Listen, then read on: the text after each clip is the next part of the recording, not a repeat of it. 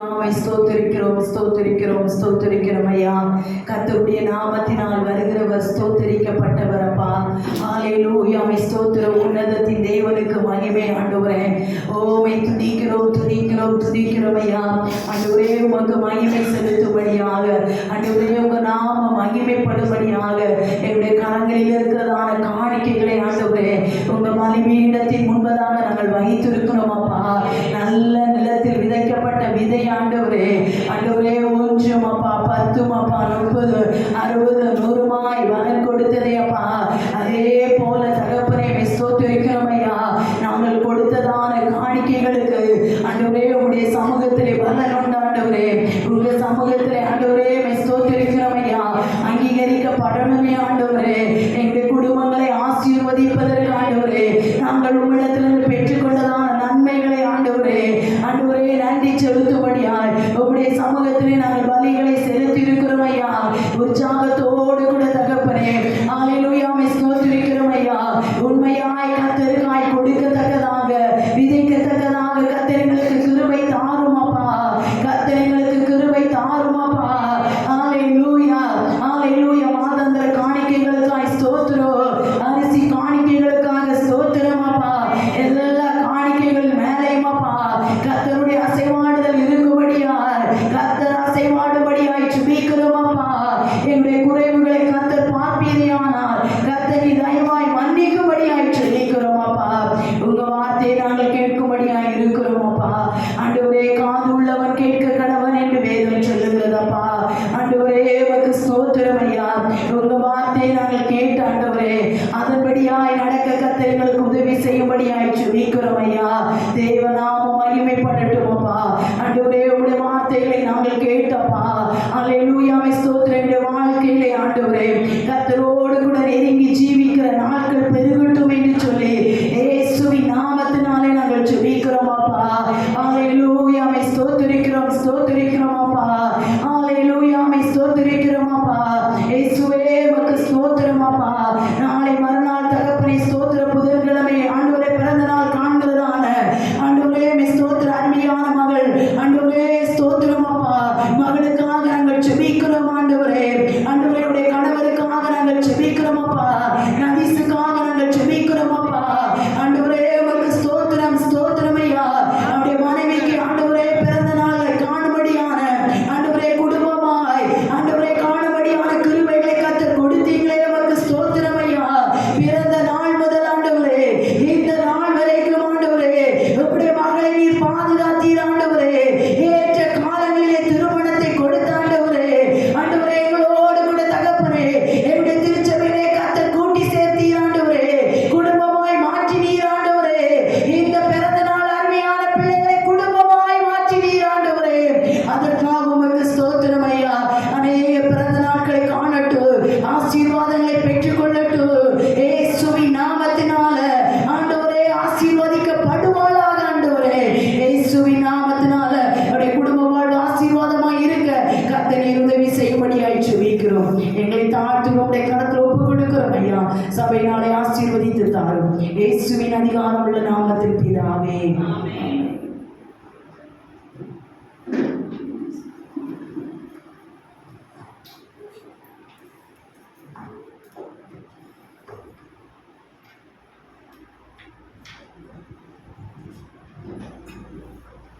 அல்லேலூயா. அல்லேலூயா. அல்லேலூயா. ஆண்டவராகிய இயேசுவின் நாமத்தினாலே இந்த நாள் தேவ சபையில் கூடி வந்திருக்கிற உங்களை யாவரையும் வாழ்த்து வரவேற்றுக் கொள்கிறேன். கர்த்தர் உங்களை யாவரையும் ஆசீர்வதித்து கர்த்தர் நடத்துவானாக. அல்லேலூயா. கர்த்தருடைய கிருபை நம்மோடு கூட இருக்கட்டும். வருகிற நாட்களையும் கர்த்தர் ஆசீர்வாதமான ஒரு மகிமை நாளை கர்த்தர் மாற்றி நம்மை ஆசீர்வதித்து கர்த்தர் நடத்துவாராக. பிரியமான இந்த 3 ஆண்டுகள் 3 குருத்தொலை ஞாயிறை எங்களோடு கூட நீங்கள் அனுசரிக்கும்படியான ஒரு பெரிய வாக்கியத்தை கதை தந்தபடினாலே ஆண்டவருக்கு நன்றி செலுத்துகிறேன். 2024ஆம் ஆண்டு 1வது குருத்தொலை நாம் அனுசரித்தோம். அன்றைக்கு ஒரு வார்த்தை நான் உங்களோடு கூட நான் பகிர்ந்து கொண்டேன். 2 வழி சந்திகளில் கட்டப்பட்ட கழுதை.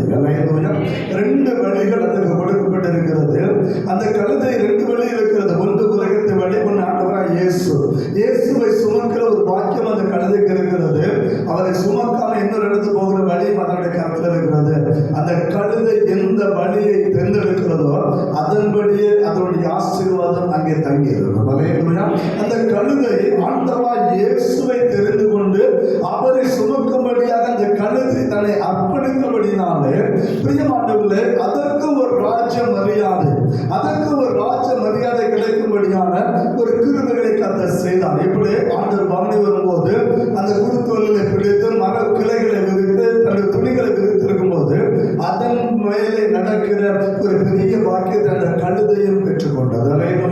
அதே போலதான் நீங்களும் நானும் இருவழி சந்தையில் கட்டப்பட்ட ஒரு கழுதை போல நாம் நிற்கிறோம். உலகத்திற்கும் பரலோக ராஜ்யத்துக்கு இடையிலே நாம் நின்று கொண்டு இருக்கிறோம். ஆண்டவரை பின்பற்றினால் தேவ ராஜ்யத்தை நாம் பெற்றுக்கொள்ள முடியும். உலகத்தை பின்பற்றினால் நரக வாழ்க்கையை பெற்றுக்கொள்ள முடியும். இந்த உலகத்திலே கத்த ரெண்டு வழிகள் நமக்கு தந்திருக்கிறார். மரணத்துக்கு எதுவான வழி, ஜீவனுக்கு எதுவான வழி, ரெண்டு வழிகளையும் தந்திருக்கிறார். இரு வழியில் கட்டப்பட்ட கழுதை நாம் இருக்கிறோம். எந்த வழியை நாம் தேர்ந்தெடுக்கிறோமோ அதனுடைய மேன்மையை நீங்கள் நான் பெற்றுக்கொள்ள முடியும். உலகத்தை தேர்ந்தெடுத்தால் உலகத்துடைய காரியங்களை பெற்றுக்கொள்ளலாம். ஆனால் பரலோகத்துடைய தேவனுடைய வழியை தேர்ந்தெடுத்தால் நமக்கும் கர்த்தர் கொடுக்க வேண்டிய மகிமை கனத்தை தந்து நம்மை ஆசீர்வாதத்தை நடத்த ஒரு பலமுள்ள தேவனாக இருக்கிறார். அல்லேலூயா. இது 2024ஆம் ஆண்டு நாம் தியானித்த வேத பகுதி. 2025ஆம் ஆண்டுல குருத்தோலினுடைய மேன்மை குறித்து நான் உங்களுக்கு சொன்னேன். 3 காரியங்கள் சொன்னேன். அந்த குருத்தோலை என்பது அது வெண்மையாக காணப்படும். அது எப்பொழுதுமே அது பச்சை நிறத்துக்கு முன்பதாக அது வெண்மை நிறத்தில் இருக்கும். அதே போல நம்முடைய வாழ்க்கை முதலாவது பரிசுத்தமாக இருக்க வேண்டும். இன்னொன்று, நல்ல ஒரு குருத்தோலை வளைந்து கொடுக்காதது நேராக தான் இருக்கும். நீங்க எந்த மரத்தை பார்த்தாலும் சரி, குருத்தோலை பார்த்தா நேராக தான் இருக்கும். அதே போல நம்முடைய கண்கள் எப்பொழுதும் பரலோகத்தின் தீப நோக்கி இருக்குமே தவிர பூலோகத்தை வளைந்து கொடுக்கிற ஒரு காரியம் நமக்குள்ள இருக்கக்கூடாது. அல்லேலூயா. பரலோகத்தினுடைய காரியம் மாத்திரமுடைய காரியமாக இருக்கணும். வளைந்து கொடுக்கிற தன்மை நமக்கு இருக்கக்கூடாது என்பதை குறித்து தியானித்தோம். 3ஆவதாக அந்த குருத்தோலை ஒன்றுக்கொன்று அது இணைந்து இருக்கும். இந்த குருத்தோலை வெட்டி எடுத்து பார்த்தீங்கன்னா என்னைக்கு அது பிரிஞ்சு இருக்காது, ஒன்றோடு ஒட்டி இருக்கும். அதே போல நீங்களும் நானும் ஆண்டவராகிய இயேசுவோடு எல்லாரும் நீங்கள் ஐக்கியப்பட்டு இருக்கும்போது, இணைக்கப்பட்டு இருக்கும்போது தான் அதனுடைய மேன்மை, அதனுடைய ஆசீர்வாதத்தை நீங்கள் நான் பெற்றுக்கொள்ள முடியும். இது கழிந்த வாரத்தில் நாம் தியானித்த வேத பகுதி. இந்த வருஷத்துல ஒரு வித்தியாசமான ஒரு காரியத்தை நாம் கற்றுக்கொள்ளும்படியாக இருக்கிறோம். ஆவியானவர் நம்மோடு கூட இடைப்படுவார். மத்திய 21 சுவிசேஷத்தை திருப்பிக் கொள்ளும் போது 21வது அதிகாரத்துல 3 சம்பவங்களை குறித்து வேதம் நமக்கு சொல்லும். ஒன்று, நீ 9வது வசனத்தை வாசிக்கும் போது முன் நடப்பாரும் பின் நடப்பார். ரெண்டு கூட்டம். ஒன்று முன் நடக்கிற கூட்டம், இன்னொன்று பின் நடக்கிற கூட்டம். இன்னொரு கூட்டம் இருக்கிறது. என்ன கூட்டம் சொன்னா, ஆண்டவருக்கு எதிர்கொண்டு போகிற ஒரு கூட்டம் அங்கு இருந்தது என்பது நீங்கள் நானும் மறந்து விடக்கூடாது. வேதத்தை நீங்கள் வாசிக்கும் போது நீங்கள் அதை குறித்து நீங்கள் அறிந்து கொள்ள முடியும். இயேசுவுக்கு முன் செல்லுகிற ஒரு கூட்டத்தை குறித்து வேதம் நமக்கு தெளிவாக சொல்கிறதை நீங்கள் நானும் அறிந்து கொள்ள முடியும். இப்படியாக 3 விதமான கூட்டத்தை குறித்து வேதம் நமக்கு கற்றுக் கொடுக்கிறது நீங்கள் நானும் அறிந்து கொள்ள முடியும். அந்த 3 கூட்டத்தினுடைய அந்த தன்மை என்ன? ஏன் ஆண்டவர் 3 கூட்டத்தை அவர் வெளிப்படுத்துகிறார்? ஆண்டவர் ஒரே காரியம் ஜனங்கள் என்று சொல்லாமல் 3 காரியத்தை அவர் வெளிப்படுத்த காரணம் என்ன? அதை குறித்த சில காரியங்களை வேதத்தின் ஆய்வுகளை நாம் அறிந்து கொள்ளும்படியாக இருக்கிறோம். கர்த்தருடைய ஆவியானவரை ஆசீர்வதித்து நடத்துவார். அல்லேலூயா. வேதம் சொல்லுகிற முதல் வார்த்தை என்னவென்று சொன்னால், மத்திய 21வது அதிகாரம் திருப்பிக் கொள்ளலாம். 21வது அதிகாரம் 5வது வசனம் என்ன சொல்லுகிறது? தீர்க்கதரிசியினால் உரைக்கப்பட்டது நிறைவேறும்படி இவை எல்லாம் நடந்தது. தீர்க்கதரிசியினால் உரைக்கப்பட்டதெல்லாம் நடைபெறும்படி ஏற்கனவே தீர்க்கதரிசிகள் இதை குறித்து வாக்குரைத்தபடினால அது நிறைவேறும்படியாக பிரியமானவர்களே, இந்த சம்பவம், இந்த பவனி நடக்கிறது என்று நீங்கள் மறந்து விடக்கூடாது.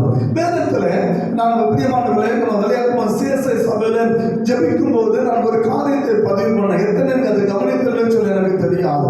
2 காரியத்தை நான் பதிவு பண்ணேன். ஒன்று, ஆண்டவராய் இயேசு இந்த உலகத்தில் வரும்போது, ஆண்டவராய் இயேசு இந்த உலகத்தை பிறக்கும் போது பரலோகத்தில் ஒரு சத்தம் கேட்டது, ஒரு துணி, ஒரு பாடல் துணித்தது. என்ன பாடல்? உன்னதத்தில் தேவனுக்கு மகிமை உண்டாகட்டும், உன்னதத்தில் தேவனுக்கு மகிமை உண்டாகட்டும்.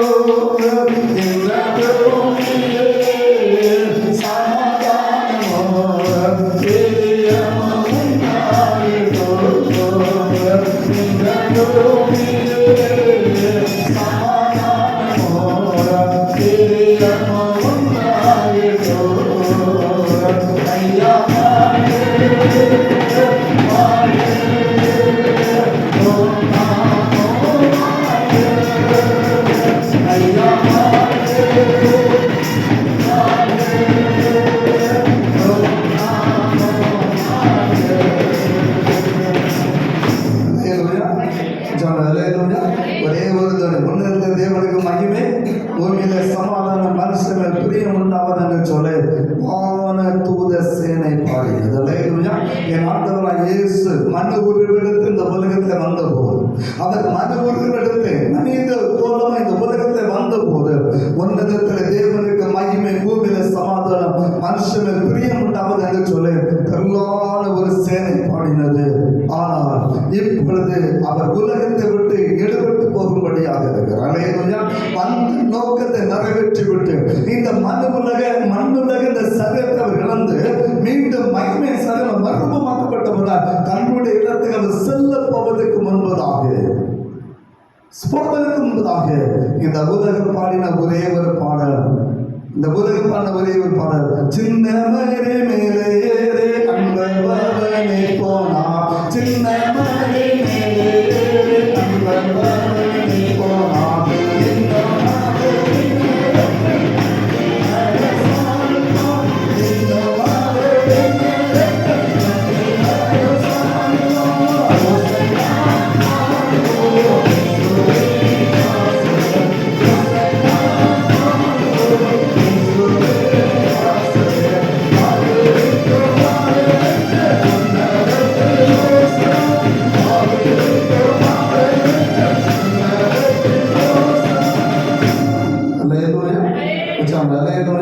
இது மனுகுலம் பாடிய பாடல். அவர் மனுகுலத்தை வரும்போது பல்லோக சேனை பாடினது. அவர் பூலகத்தை விட்டு அவர் கடந்து போகும்படியாக இருக்கிறார். மனுகுலம் அவரை பாடின கடைசி பாடல். உன்னதத்திலே தேவனுடைய நாமத்தை மகிமைப்படுத்தின ஒரு மகிமையான ஒரு காரியம். கர்த்தருடைய நாமத்தினால வருகிறவர் ஸ்தோத்தரிக்கப்பட்டவர். அல்லேலூயா. அல்லேலூயா. கர்த்தருடைய நாமத்தினால வருகிறவர் ஸ்தோத்தரிக்கப்பட்டவர். தாவீதின் குமாரனுக்கு ஓசன்னா என்று சொல்லி இந்த உலகம் அவரை ஆர்ப்பரித்தது என்பதை நான் மறந்துவிடக் கூடாது. அவர் உலகத்தில் வரும்போது அவர் ஏற்றுக்கொள்ளுகிற மனுகுலம் இல்லை, ஆனால் பல்லவ சேனைகளை பாடினது. அவர் உலகத்தை விட்டு கடந்து போகும்போது மனு உலகம் அவர் நோக்கி பாடின ஒரு மகிமையான ஒரு பாடல். அல்லேலூயா.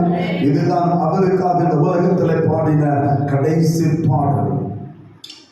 அவர் மனு எடுத்தபோது அவருக்காக பாடின கடைசி பாடல். கர்த்தருடைய நாமத்தினால வருகிறவர் ஸ்தோத்தரிக்கப்பட்டவர். அல்லேலூயா. இந்த கூட்டம் பிரியமான, எனவேதான் இந்த குருத்தோலை பவனி ஒரு கொண்டாட்டத்தின் ஒரு பவனியாக இருக்கிறது. இந்த குருத்தோலை ஞாயிறு ஒரு மனமகிழ்ச்சியின் ஒரு ஞாயிறாக அது நமக்கு இருக்கிறது என்பது தேவன் நமக்கு தெளிவாக கற்றுக் கொடுக்கிறது. இந்த ஞாயிற்றுக்கிழமையில பிரியமான, நீங்களான கற்றுக்கொள்ளுகிற 3 காரியங்கள். இந்த குருத்தோலை ஞாயிறுல நாம் கற்றுக்கொள்ள வேண்டிய 3 காரியங்களை குறித்தான் இந்த எங்களோடு கூட 3 காரியங்களை நான் வைக்கும்படியாக இருக்கிறது. ஆவியானவர் நம்மோடு கூட இடைவருவார்கள். முதலாவதாக வேதம் சொல்லுகிற ஒரு காரியம், அது 22வது அதிகாரம் 9வது வசனம் வாசிக்கலாம். முன்னடப்பாரும் பின்னடப்பாருமாகிய திரளான ஜனங்கள் தாவீதின் குமாரனுக்கு ஓசன்னா, கர்த்தரின் நாமத்தினால் வருகிறவர் ஸ்தோத்தரிக்கப்பட்டவர், உன்னதத்திலே ஓசன்னா என்று சொல்லி ஆர்ப்பரித்தார். 2 கூட்டம். முதலாவதாக குருத்தோலைகளை பிடித்து ஆண்டவருக்கு முன் செல்லுகிற பிள்ளைகளாக நீங்களும் மாற வேண்டும்.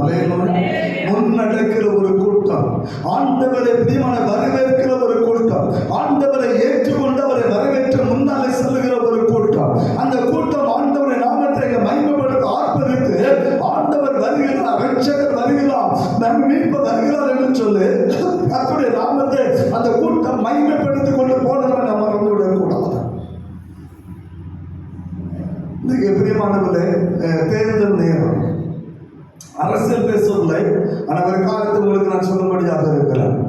தேர்தல் நேரம் எல்லாருக்கும் தெரிந்த ஒரு காலம்.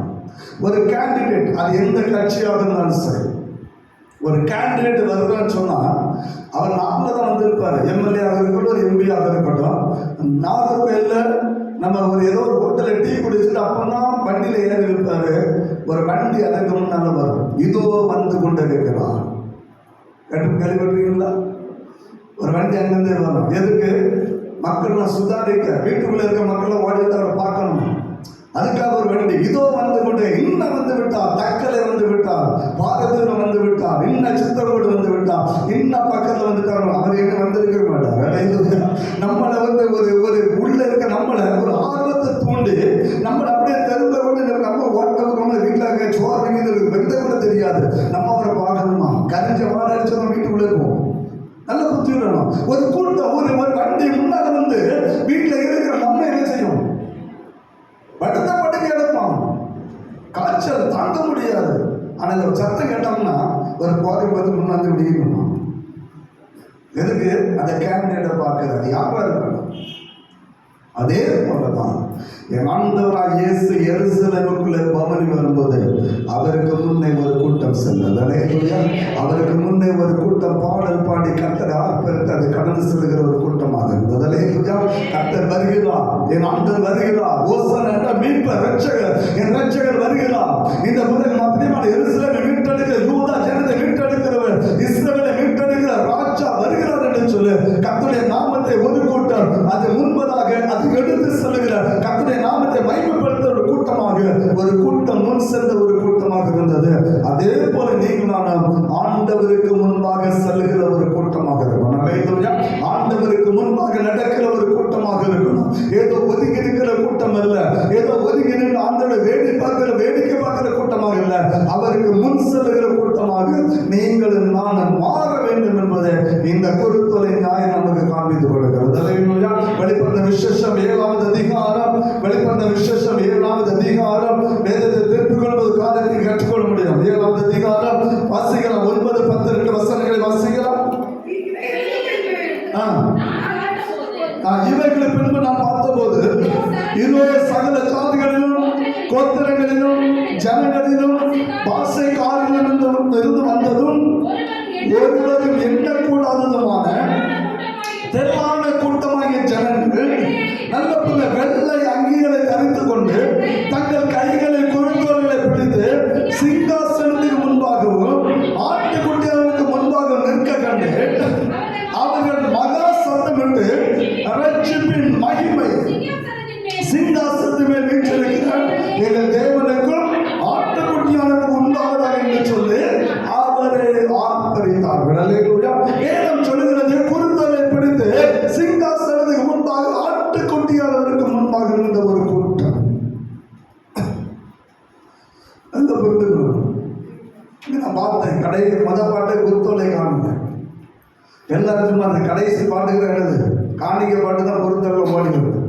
நல்ல புரிஞ்சுக்கணும். குத்தலை பிடித்து நம்ம என்ன செய்யணும்? மகிழ்ச்சியாக பாடினோம்.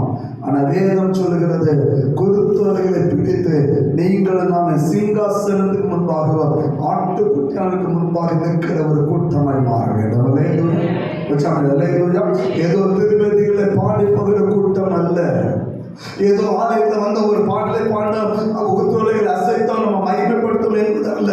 இங்கு ஆட்டுக்குட்டியானுக்கு முன்பாக நின்று கர்த்தரை ஆர்ப்பரித்தார்கள். அங்கே நம்ம மத்திய 24வது அதிகாரத்தில் மனமுறை எடுத்தவன் ஆண்டவரே அவருக்கு முன்னே சென்று கர்த்தரை ஆர்ப்பரித்தார்கள். அவருக்கு முன்னே சென்று கர்த்தரை ஆர்ப்பரித்தார்கள். இங்கே சிங்காசனத்தில் ராஜா வீட்டிருக்கிற ஆண்டவருக்கு என்பதாக ஒரு கூட்டம் குருத்தோலை பிடித்து என் ஆண்டவரை மகிமைப்படுத்துகிற ஒரு கூட்டமாக இருந்தது. அதுதான் குருத்தோலை நம்ம காண்பித்துக் கொடுக்கிற ஒரு காரியம். இந்த உலகத்தில் நீங்க வாழும்போது கர்த்தருக்கு முன்பாக செல்கிற பிள்ளைகளாக இருக்கணும். கடைசி நாட்கள் இந்த சிங்காசனத்துக்கு நிற்கிற ஒரு கூட்டமாய் நீங்கள் மாற வேண்டும். அதுதான் குருத்தோலுடைய முக்கியத்துவம். ஏதோ வருடத்தோறும் நான் ஆர்ப்பரிக்கிறேன், வருடத்தோறும் ஒரு குருத்தலை ஞாயிறு கொண்டாடுகிறேன், அதோடு வேலை முடிந்து அடுத்த வருஷம் இதே போல ஒரு பண்டிகை என்பதல்ல. அது பண்டிகை என்பதல்ல, அது நமக்கு கற்றுக் கொடுக்கிற காரியம் அதிகம். அல்லேலூயா. அது நமக்கு கற்றுக் கொடுக்கிற காரியம் அதிகமானது. பிரியமானதுல முதலாவது குருத்தலை ஞாயிறு நமக்கு கற்றுக் கொடுக்கிற ஒரு காரியம், இந்த மூலத்திலே கத்திற்குமாக நடக்கிற பிள்ளைகளாக இருக்கணும். இரண்டாவதாக பல்லவ ராஜ்யத்தை நீங்கள் நான் இன்றைக்கு ஒரு மரணத்தை சந்தித்தால் அல்லது கர்த்தருடைய வருகை இருக்குமானால் அவருக்கு எதிர்கொண்டு போகிற பிள்ளைகளை மாத்திரமல்ல, அவருடைய சிங்காசனமாக நீங்க நின்று இதே போல குருத்தொல்லை பிடித்து வெண்ணங்கை தெரிவித்து அவரை மகிமைப்படுத்துகிற பிள்ளைகளாக நீங்கள் நான் மாற வேண்டும். அப்போ இந்த உலகத்தை நீங்களால் முன்னெடுக்க வேண்டும் என்று சொன்னால் நாம் செய்ய வேண்டிய காரியம் என்ன? நல்ல புரிஞ்சுக்கிறாங்க. ஆண்டவராக இயேசு இந்த உலகத்தை வருவதற்கு முன்பதாக ஒரு மனிதன் இந்த உலகத்தை தோன்றினான். யார் தெரியுமா? ஆண்டவராக இயேசு இந்த உலகத்தை வருவதற்கு முன்பதாக இந்த உலகத்தை ஒரு மனிதன் தோன்றினான். யார் தெரியுமா? யோவான் ஸ்நானகன். அல்லேலூயா. யோவான் என்று சொல்லக்கூடாது, யோவான் என்று சிஸ்டர், யோவான் ஸ்நானகன். அந்த யோவான் ஸ்நானகனை குறித்து வேதம் சொல்லுகிறது. மத்தேயு 3வது அதிகாரம் 3வது வசனத்தை வாசிக்கலாம். மத்தேயு 3வது அதிகாரம் 3வது வசனம்.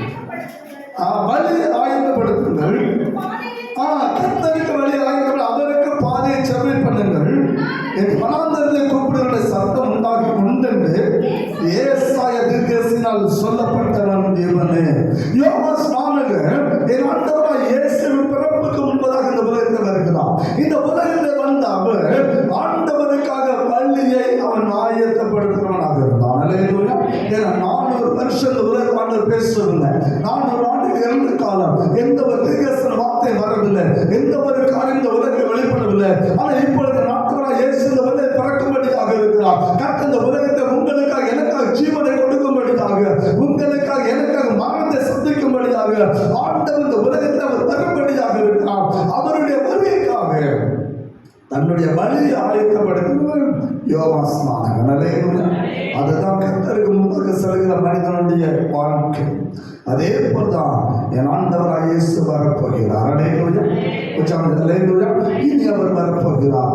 அவருக்காக நீங்களும் நானும் பாதைகளை செவ்வாயாக்குற பிள்ளைகளாக மாற வேண்டும். அல்லேலூயா. ஆண்டவருக்கு முன் நடப்பது சாதாரண ஒரு காரியம் இல்லை. ஆண்டவருக்கு முன்னே நம்ம நடக்கிறோம் என்று சொன்னால் அவருக்கு என்று வழி என்ன செய்ய வேண்டும்?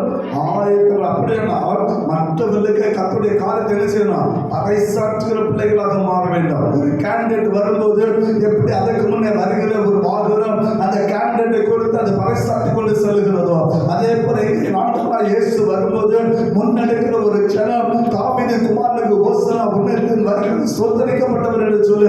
எப்படி கர்த்தருடைய வருகை எருசலேமுக்குள்ளே அவர் வந்த அந்த காரியத்தை பறைசாற்றினதோ, அதே போல ஆண்டவருடைய காரியத்தை நீங்கள் நான் பறைசாற்றுகிற பிள்ளைகளாக மாற வேண்டும். அல்லேலூயா. உங்களை சுற்றி இருக்கிற ஜனங்களுக்கு ஆண்டவரை அறிவிக்கிற பிள்ளைகளாக மாற வேண்டும்.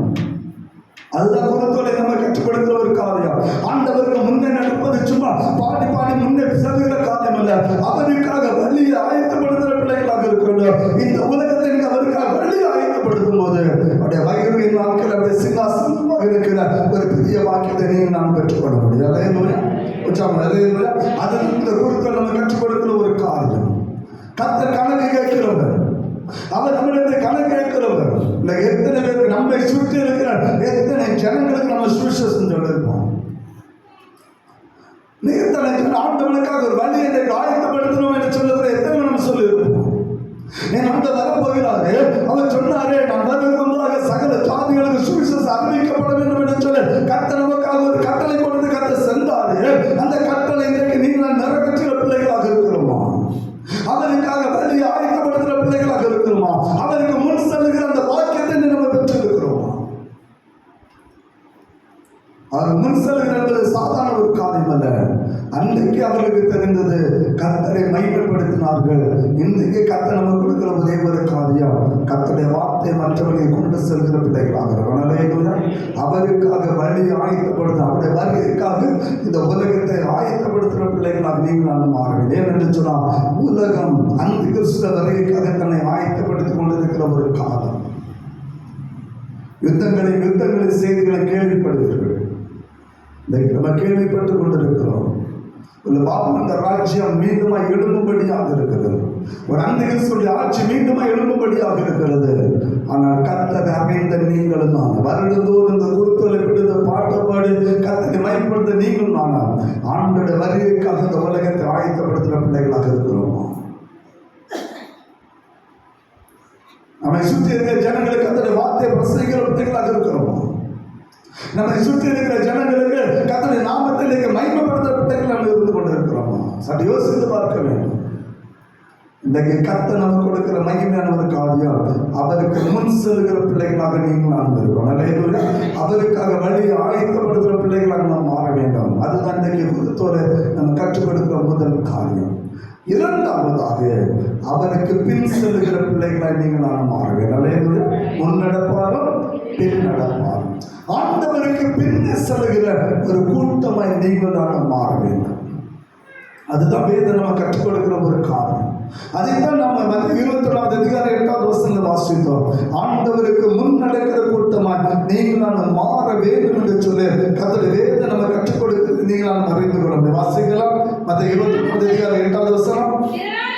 திரளான ஜனங்கள் தங்கள் வஸ்திரங்களை வழியை விரித்தார்கள், வேறு சில மரக்கிளைகளை தரித்து வழியிலே திருப்பினார்கள்.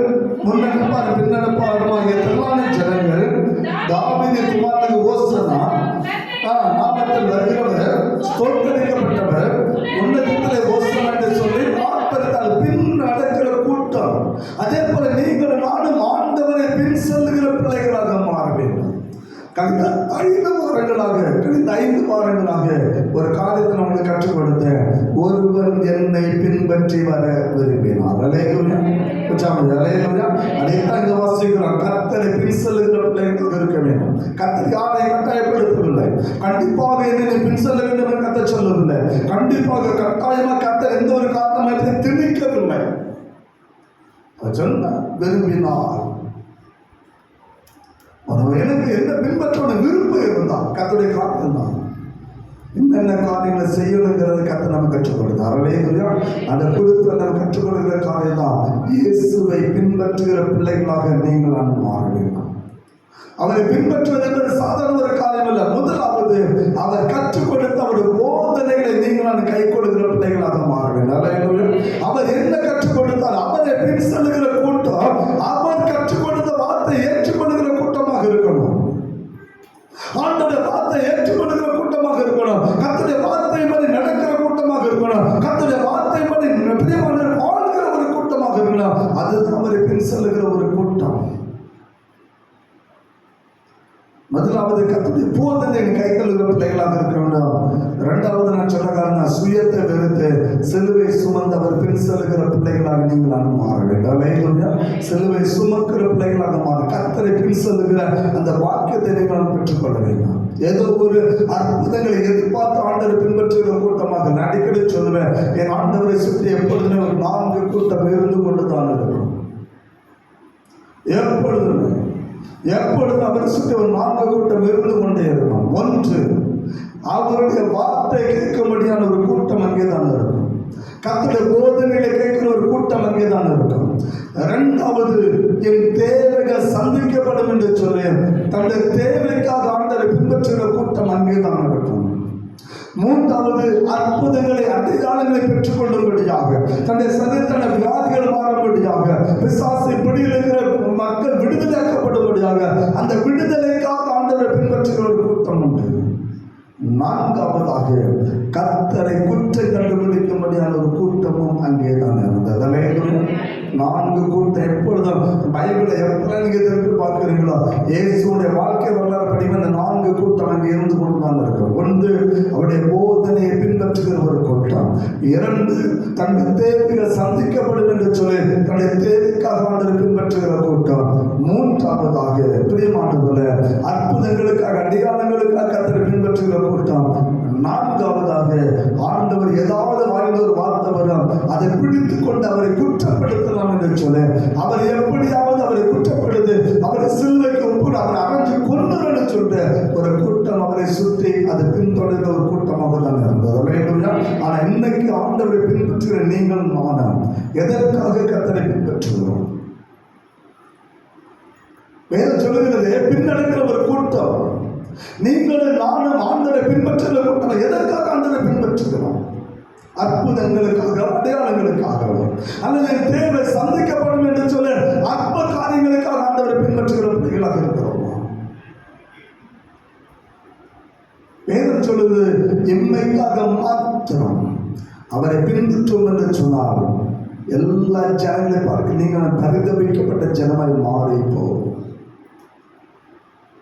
எதற்காக ஆண்டவரை பின்பற்றுகிறோம்? அந்த குருக்களை நம்ம கற்றுக் கொடுக்கிறதுக்காக தான். எதற்காக ஆண்டவரை பின்பற்றுகிறோம்?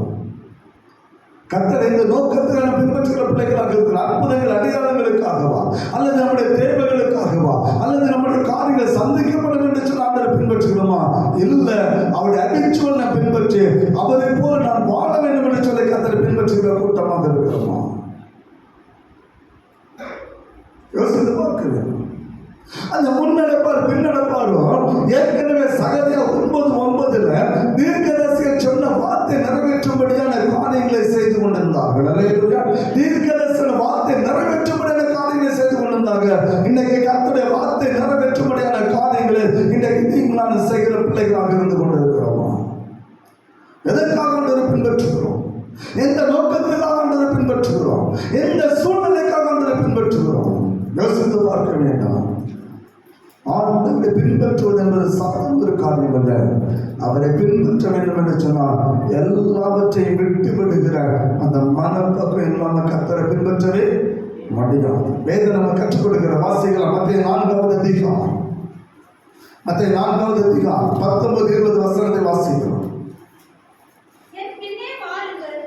என் பின்னே வாருங்கள், உங்களை மனுஷர்களை பிடிக்கிறவர்களாய் ஆக்குவேன் என்றார்.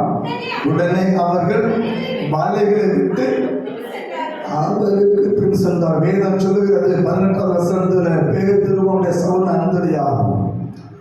படகுல இருந்து வலைகளை போட்டுருக்கிறான். மீன்பிடி வலைகளை போட்டிருக்கிற அவர்களை பார்த்து கதை சொன்னா என் பின்னே வாருங்கள். ஒரே வார்த்தை தான், என் பின்னே வாருங்கள், நான் மனுஷர்களை பிடிக்கிற. வேதம் சொல்லுது தன்னுடைய பாலைகளை விட்டு அவரை பின் சென்றார்கள். ஒரே வார்த்தை தான். அங்க யோசிக்க டைம் இல்லை.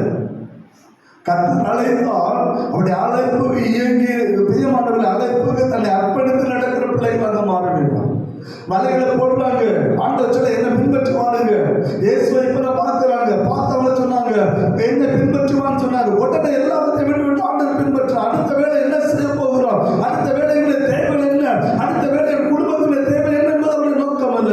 வார்த்தை ஆண்டோட வாய்ந்து வந்தவரினாலே அந்த வார்த்தை ஏற்றுக்கொண்டு அவருடைய வார்த்தை மனிதரை பின்பற்றுகிற பிள்ளைகளாய் மாறினார்கள்.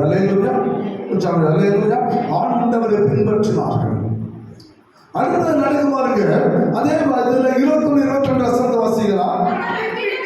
அவங்க 2 கூட்டிட்டு அவரை விட்டு போகையில் வேற 2 சகோதரராகிய செபதேயுவின் மகன் யாக்கோபும் அவர் சகோதரன் யோவானும் தங்கள் தகப்பன் செபதேயுவுடனே படத்தில் இருந்து தங்கள் வலைகளை பழுது பார்த்துக் கொண்டிருந்த பொழுது அவளை கண்டு அவளை அழைத்தார்கள்.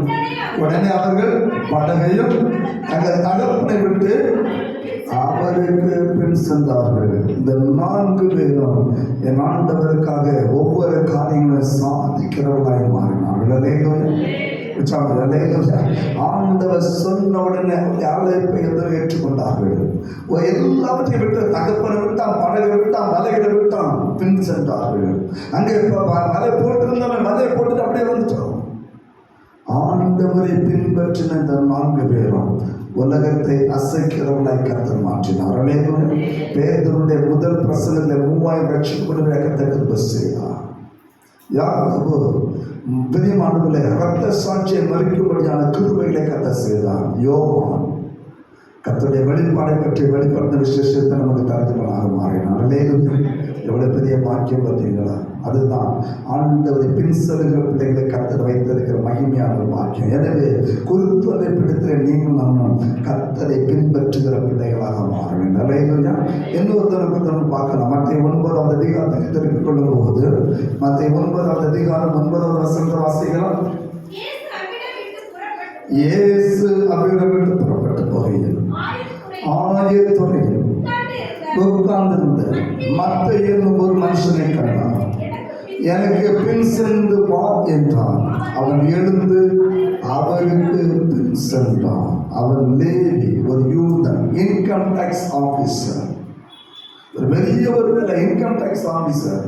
கர்த்தர் சொன்னார், என்னை பின்பற்றுவான், எனக்கு வேலை ஒன்று வேண்டாம், கர்த்தர் மட்டும் போதும் என்று சொல்லி ஆண்டவரை அவன் பின்பற்றினவனாய் மாறினான். அதுதான் அவரை பின்பற்றுகிற சேனலில் கர்த்தர் வைக்கிற ஒரு மகிமையான ஒரு பாக்கியம். நம்ம பாட்டு மட்டும் பாடுவோம். என்ன பாட்டு? மேய்ப்பரே உம்மை பேன் சொல்ல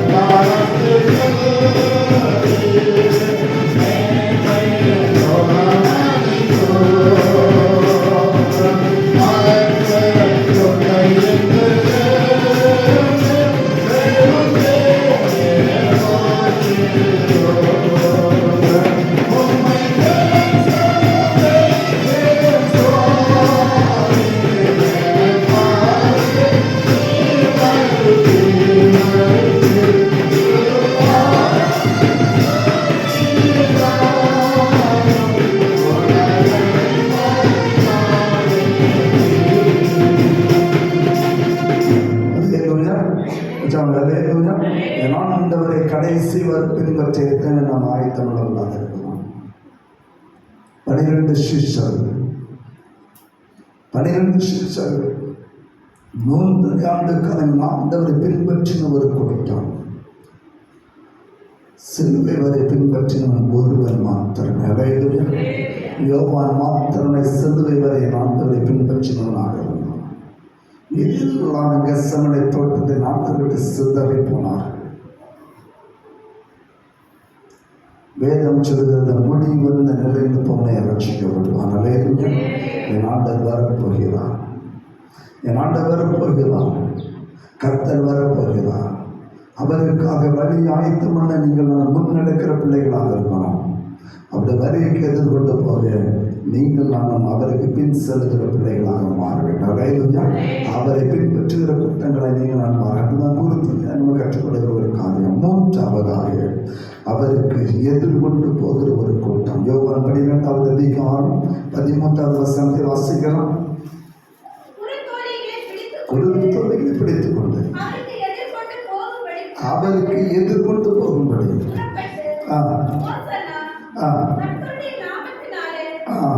வருகிறது. தோற்கடிக்கப்பட்டவர் என்று ஆர்ப்பரித்தார். கர்த்தருக்கு எதிர்கொண்டு போகும்படியான ஒரு கூட்டம். என் ஆண்டவர் வருகிறார். எருசலேமுக்குள் அவர் நுழைகிறார். அவரை தேடி அவருக்கு எதிர்கொண்டு அவரை சந்திக்கும்படி, அவருடைய சன்னிதானத்தை அவரை சந்திக்கும்படியாக அவரை பின்பற்றுகிற ஒரு கூட்டம். ஆண்டவருடைய சன்னிதானத்தில் வந்து அவரை ஆர்ப்பரிக்கிற ஒரு கூட்டம். இந்த கூட்டத்தை தான் லேவியராகமத்தின் புஸ்தகத்தில் மோசே நமக்கு தெளிவாக எழுதினார். லேவியராகமம் 23வது அதிகாரம், லேவியராகமம் 23வது அதிகாரம் 40வது வசனத்தை வாசிக்கலாம். லேவியராகமம் 23வது அதிகாரம் 40வது வசனம். முதல் நாளிலே அலங்காரமான விருட்சங்களின் கனிகளையும் பேரிச்சின் போதைகளையும் தலைத்திருக்கிற விருட்சங்களின் கிளைகளையும் ஆற்றலதிகளை கொண்டு வந்து உங்கள் தேவனாய கர்த்தருடைய சந்நிதியில் 7 நாள் மகிழ்ச்சியாக வருகிறா. கர்த்தருடைய சன்னிதானத்தில் வருகிற தேவ சமூகத்தில் வருகிற பிள்ளைகளாக இருக்கணும். அநேக கூட்டம் தெருவில் ஓலை பிடிச்சு பாடின கூட்டம் வயலில் பார்க்க முடியாது. அந்த பக்தியில் அதை சந்தோஷமாய் கொண்டாடி கொண்டு ஒரு கூட்டம் ஆலயத்தை நீங்கள் நான் பார்க்க முடியாது. நல்ல புரிந்து கொள்ளுங்க. அநேக காரியங்கள் இருக்கிற தெருவுகள் இருக்கிறார்கள், தெரு வீதியில் இருக்கிறார்கள், நண்பர்களோடு நேரத்தை செலவழித்துக் கொண்டிருக்காங்க. தேவ சந்நிதியில வந்து கர்த்தரை ஆராதிக்க அவர்களுக்கு மனம் இருப்பதில்லை. வேதம் சொல்கிறது, கர்த்தருடைய சன்னிதானத்துல நீங்களும் வருகிற பிள்ளைகளாக இருக்கிறார். அன்றைய பழைய ஏற்பாடுகளை பேரீச்ச மலைகளை பிரித்தார்கள். பேரிச்சோலைகளை பிரித்தார்கள். தலைத்துதிக விருட்சங்கள், எந்த விருட்சமும் சரி அதனுடைய கிளைகளை அவர்கள் எடுத்துக்கொண்டார்கள். ஆற்றல்களை கொண்டு வந்து தேவனுடைய சன்னிதானத்தில் வந்து கர்த்தருடைய நாமத்தை அவர்கள் மகிமைப்படுத்திக் கொண்டிருந்தார்கள். பழைய ஏற்பாட்டில் போதைகளை பிடித்து, பேரிச்சமலைகள் போதைகளை பிடித்து கர்த்தருடைய நாமத்தை அவர்கள் மகிமைப்படுத்திக் கொண்டிருந்த ஒரு கூட்டம். தேவ சன்னிதானத்தில் கர்த்தர் ஆராதிக்கிற ஒரு கூட்டம். எனவே தான் சங்கீதம் 95:2 பிரியமான சங்கீதக்காரன் தாவீது சொன்னான், கர்த்தருடைய சமூகத்தை துதித்து ஆர்ப்பரித்து தேவ சமூகத்தை வாங்க.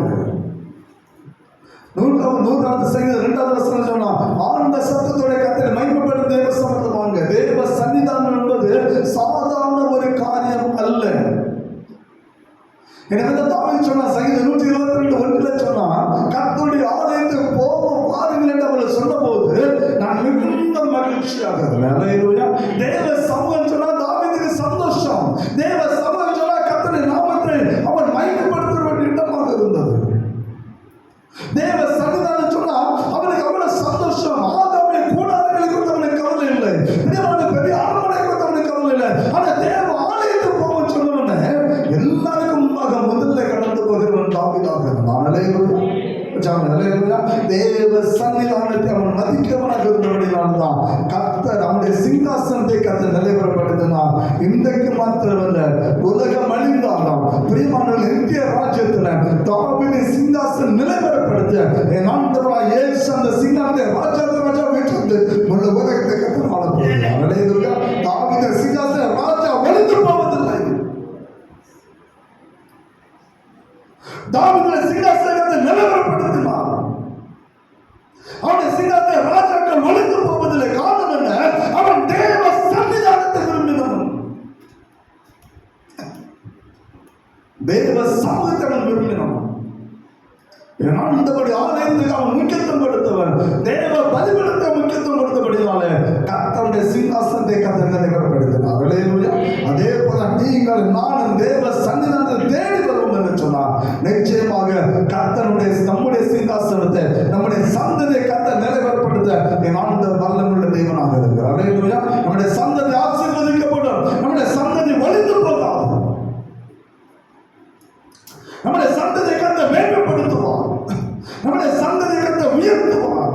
உன்னதமான ஸ்தானத்தை கற்றுக் கொண்டு வருவார். நீங்களும் நானும் கர்த்தருடைய சன்னிதானத்தை நாம் விரும்பினோம்.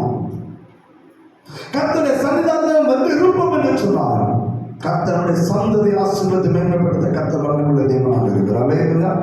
அதுதான் தாவீது தேவ சன்னிதானத்தை விரும்பினான்.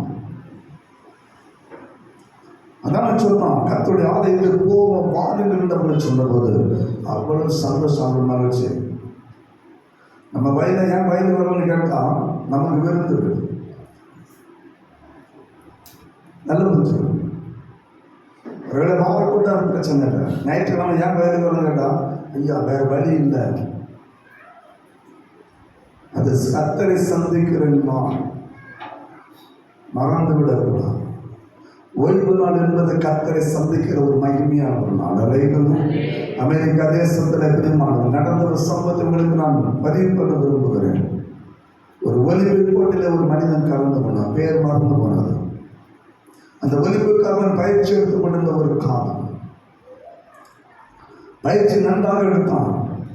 அமெரிக்கா தேசத்தில் அந்த ஒலிம்பிக் ஓட்டத்தில் அவனை நம்பி இருந்தது. அமெரிக்க தேசம் நம்பி இருந்தது, கண்டிப்பாக இவன் பரிசை பெற்றுக்கொள்ளுங்க நம்பிக்கை அந்த அமெரிக்கா தேசத்துக்கு அவன் மேல் இருந்தது. அவ்வளவு தூரம் பயிற்சி எடுத்தான். அந்த அளவுக்கு நல்ல ஒரு பயிற்சியை பெற்றுக்கொண்டான். ஓட்ட பந்தயத்தில் பிரியமான 100 மீட்டர் ஓட்ட பந்தயத்தை தன்னை ஆயத்தப்படுத்தினான். அதற்கென்று தன்னை தகுதிப்படுத்தினான். அமெரிக்காவே அவனை நம்பி இருக்கிறது. ஒலிம்பிக்ல இவன் தங்க பதக்கத்தை வென்று வருவான் என்று சொல்றேன். ஆனால் போட்டி நடந்த நாள் ஒரு ஓய்வு நாள். அந்த மனிதனுக்காக போட்டி நடந்த நாள் ஓய்வு நாள். ஒரு தேசம் அவனை நம்பி இருக்கிறது. ஒரு வல்லரசு நாடு அவனை நம்பி இருந்தது. அவன் சொன்னான், ஓய்வு நாள் ஞாயிற்றுக்கிழமையிலே நான் போட்டியிலே கலந்து கொள்ள முடியாது என்று சொல்லி அந்த ஒலிம்பிக் பிரியமான அமெரிக்கா அந்த ஒலிம்பிக் சங்கம் எவ்வளவு முறையிட்டது இல்லை, நான் ஒருவரை சந்திக்கிற நாள் அது. அவன் சொன்ன ஒரே பதில், நான் ஒருவரை சந்திக்கிற நாள், அந்த நாளை நான் ஒரு நாள் விட்டு விட மாட்டேன். அவரை சந்திக்காமல் நான் எந்த ஒரு காரியத்தை செய்வதில்லை, நான் அவரை சந்திக்க போயாக வேண்டும். அது எதை இருந்தாலும் பரவாயில்லை, எதை இருந்தாலும் பரவாயில்லை, அந்த நாள் ஒருவரை சந்திக்க நான் போயாக வேண்டும். சங்கடன் அப்படி அவர் பெரிய மனிதனா, அமெரிக்கா தேச அதிபதியோட அவர் பெரியவரா, ஒரு வல்லரசு நாடு உலகத்தை ஆளக்கூடிய அமெரிக்காவோட அவர் பெரியவரா. அப்படி யாரை சந்திக்க போகிறார்? அவன் சொன்ன ஒரே வார்த்தை, சர்வ லோகத்தை ஆளுகிறேன் ஆண்டவரை நான் சந்திக்கிறேன். அமெரிக்கா தேசம், அமெரிக்கா தேச அதிபதி அமெரிக்கா தேசத்துக்கு மாத்திரம் தான். நான் அப்படி இல்லை, சர்வ லோகத்தை ஆளுகிறேன் ஆண்டவரை சந்திக்கிறேன். என் தலையை போனால் சரி, அந்த நாள் போட்டு கலந்து கொள்ள போவதில்லை என்பதை குறித்து அவன் அறிவித்தான். நாடே நடுங்கி நின்றது, நாடே ஒதுங்கி நின்றது. ஆனால் தேவ கிருபை 100 மீட்டர் ஓட்டத்துக்காக தன்னை ஆயத்தப்படுத்தினவன் 200 மீட்டர் ஓட்டத்திலே முதல் பரிசை பெற்றுக் கொடுக்கும்படியாக கர்த்தர் கிருபை செய்தார். 200 கிலோமீட்டர் 200 மீட்டர் ஓட்டத்தில் முதல் பரிசை பெற்றுக் கொள்ளும்படியாக அவர் பெரிய வாக்கியத்தை கற்றுக் கொடுத்தார். காரணம் என்ன தெரியுமா? கர்த்தருடைய சன்னிதானத்துக்கு அந்த மனிதன் கொடுத்த அவ்வளவு பயங்கர முக்கியத்துவம். தேசத்தை விட, தனக்கு தன் பெயரை விட, ஓடி பரிசை பெற்ற அவனுக்கு நல்ல பெயர், எல்லாவற்றையும் விட்டான்.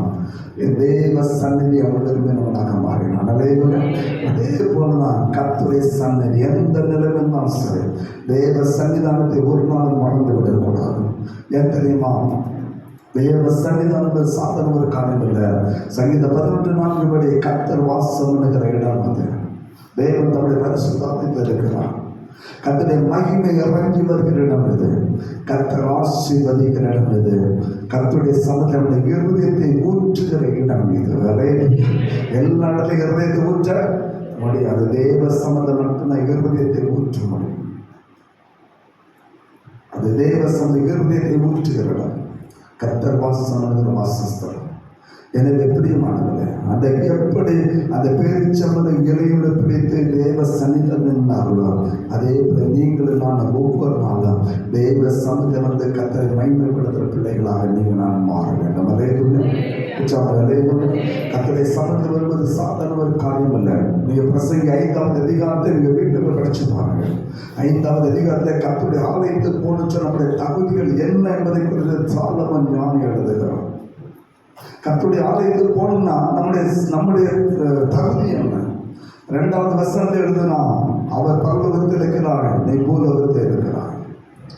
அவர் பரலோகத்தில் இருக்கிறார், நீ பூலோகத்தில் இருக்கிறார்.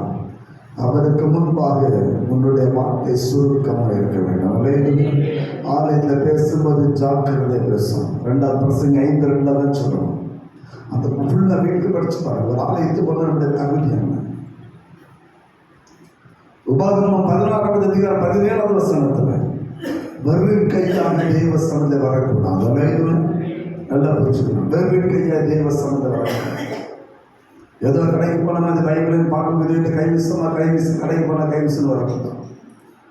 பைபிள் சொல்லுது, கர்த்தர் உங்களுக்கு வந்து ஆசீர்வாதத்தக்கதாக, அப்படித்தானே சொல்லுது. உங்களுக்கு கர்த்தர் ஆசீர்வாதத்தக்கதாக உங்க மன விருப்பத்தைப்படி உங்கள் காணிக்கைகளை தேவ சமூகத்தை கொண்டு வரேன். அது தேவ சமூகம் காணிக்கைகளை செலுத்துகிற ஒரு மகிமையானவர்கள். அது கர்த்தர் நமக்கு அந்த பாக்கியம்.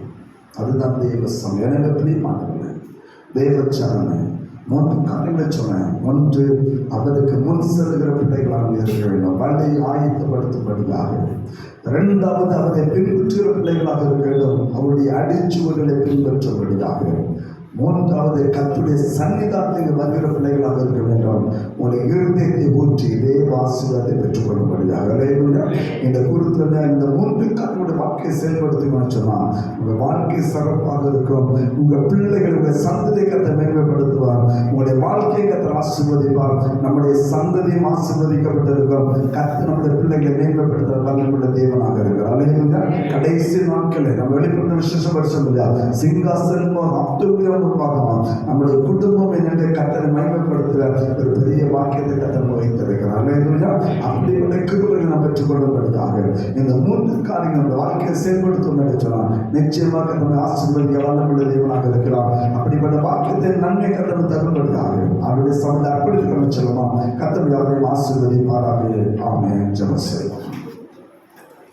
நல்ல ஆண்டவரே, இந்த வேளைக்காக